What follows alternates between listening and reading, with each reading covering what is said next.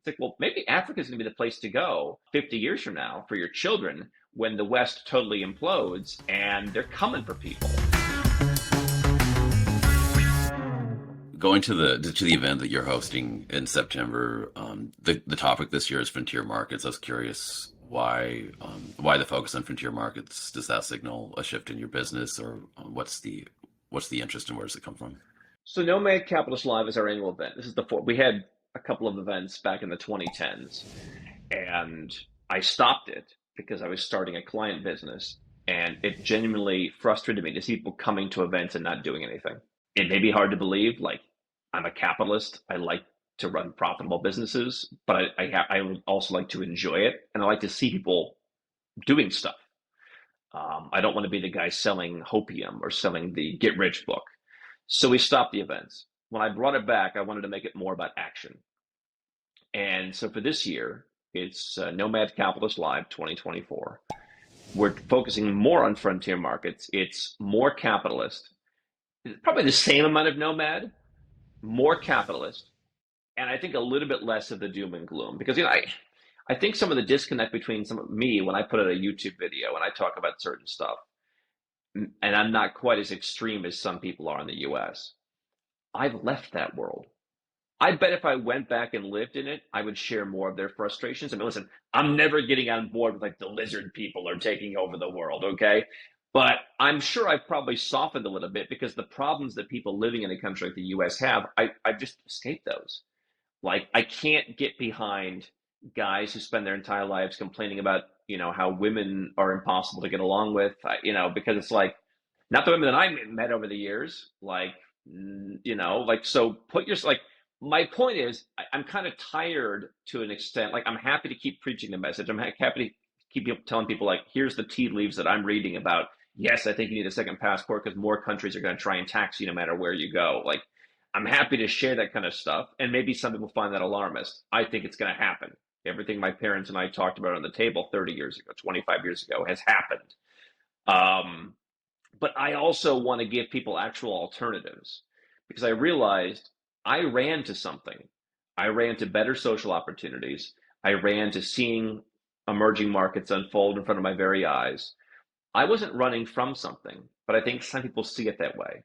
And so I wanted to bring in a lot more of the frontier market experts like yourself and some of the people that you know, some of the people who are on that show, to tell people and to be like, here's what you can do to not only get some asset protection by putting your money in other countries, but by taking advantage of the real opportunities that, again, are not just the Indonesia ETF. I don't think that's the best way to play it most of the time. And so, yeah, we've got about half a dozen frontier market experts. We've got entrepreneurs from around the world, from the blockchain and the crypto space, to kind of other businesses. They're going to be coming. I think we've got like over 40 speakers and panelists. Tony Fernandez, who's the CEO of AirAsia, they started out with $1 million. Now it's like, I think the biggest airline in Asia. He's going to be talking. Nigel Farage, Mr. Brexit, is going to be talking. He's obviously very controversial, but he has a message. The message is where he's from and where I'm from and where you're from isn't what it's cracked up to be anymore. So it's going to be a little bit of that. And it's going to be a lot of here's where you can go. Here's tax friendly countries you haven't heard about. Here's how we hire. Here's how we manage, companies all around the world, like real life stuff. Here's passports that you haven't heard about. We talked to the clients about them, but we had to go to Guatemala, for example, and knock on a guy's door to figure this thing out because you just can't find it online. We talk about some of that kind of stuff. So I'm a big believer in the nomad part, but I think that the nomad part needs to be fueled more by capitalists. And so I think that to your point, frontier markets are going to play a big part of it because um, people want to run to something. And it represents more a shift in myself and what I think the business should be and what I think people should be focusing on and away from it's easy to complain. And I could make every video talking about CBDCs. And listen, I think there's some real concerns there. I also believe very much that if you set yourself up in the way that we talk about, you don't need to be nearly as angry. And so, okay, once you've figured out that part, what do you do next? frontier market investments as one of the things. Yeah, I think there's definitely a lot of, I mean, for one thing, yeah, something to run to, and there's just a lot of exciting opportunity in these countries that are kind of agnostic to whatever economic cycles that Well, happen that in too. this part of the That world. too. So, Yeah, people worried about a recession. Didn't come last year. People worried about a recession, right? Cambodia, I guess, suffered. You know some of these markets better than I do, but I guess there's a dip during COVID in some of them. Other than that, 3 decades, no recession in some of these places. Um, yeah. yeah, I guess since we're running up on time, I'll just have one last question. If you had one message you'd like to share, like let's say, like your last day on Earth, and everyone you know is going to be gone, and you want to just leave one message, what would that be? Well, I look at it this way. I was born in Cleveland, Ohio. I always tell people, people from the United States, they say, "Oh, I'm sorry to hear that." But I was born in Cleveland, Ohio, in this kind of Rust Belt town, and right across the lake from Canada. And I often ask myself, if I would have been born right across that lake, tiny, an aberration of geography. It's so close in the scheme of the world to be born across a lake in a different country. If I would have been born across the lake, and I wouldn't have had all the different regulatory issues, if I wanted, like all the like everything that's different about Canada. Canada's obviously kind of probably going the wrong direction these days, also. But in terms of being able to leave Canada and be more personally free, would Nomad Capitalist even exist? Would there have been this frustration with, like, why does the US think they own me? Maybe not. And I would encourage people to think about that. Um, I think there's limits to libertarianism, in the sense that if you're just a pure libertarian, you just sit around and complain all day and kvetch about how unfair things are. And I've seen so many libertarians over my life in numerous different businesses who they're very smart people and they never get ahead because all they want to do is kvetch. But there's a libertarian part of me that says, yeah, we're all subject to certain things because of these imaginary borders. And yet we constrain ourselves to that. People in Cleveland, Ohio, I'd imagine, think that they're just as American, and they celebrate the United States just as much as someone who's born smack dab in the middle of the country. Um, and so we base our entire lives around, like, oh, you're supposed to date people from Cleveland, Ohio. Well, I was an entrepreneur very early on, way before that was cool. Now I guess it's cool to be 20 years old and be an entrepreneur, but not when I was young. And Chinese and German girls found that a lot cooler than American girls. And, like, that's just one example. It has nothing to do with lowering your taxes. It has nothing to do with thinking that something terrible is going to happen, a black swan event. It's just one little example. The guy who left Portugal in 1993 to go to the US and get health care is a small example.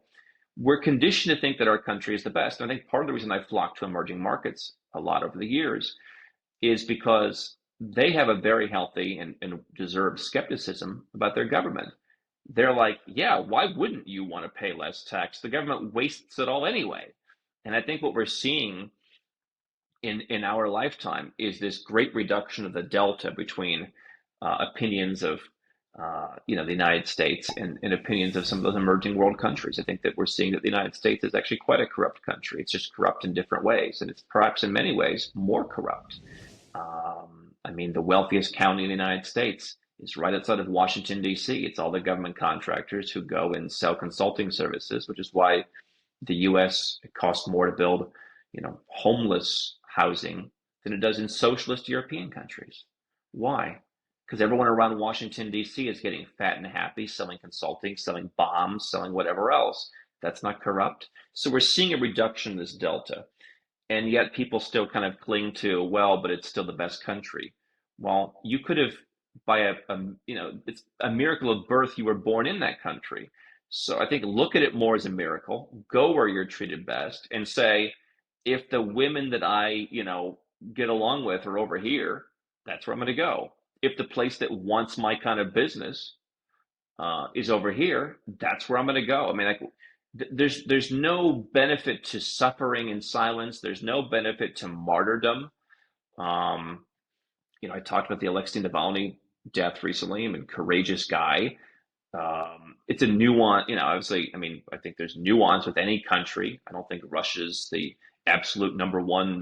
They never do anything right, and the U.S. absolutely never does anything wrong. But obviously, was a courageous guy. But I asked myself, could he have done more? Not to, I mean, I don't mean to besmirch him in any way, but could he have done more from Europe to actually impact things? Maybe that's not what he wanted to do, and I respect his decision. But I think to myself, I mean, if you can have more of an impact by going where you're treated best, if you could lead a happier life that causes you to have more of an impact by going where you're treated best, throw away those imaginary lines, realize it was somewhat by chance, realize you can also appreciate things for what they once were without totally throwing it away. You can appreciate having something for a season in your life. You can appreciate having that friend for 40 years of your life. Um, I think that's a healthy way to look at relationships, but there's a time for things to end. And I think that, diversification and moving on from things that no longer serve you, that you've been holding on to for the most dogmatic of reasons, it's patriotism, I think is the best way for you to be successful. Definitely. Yeah, I think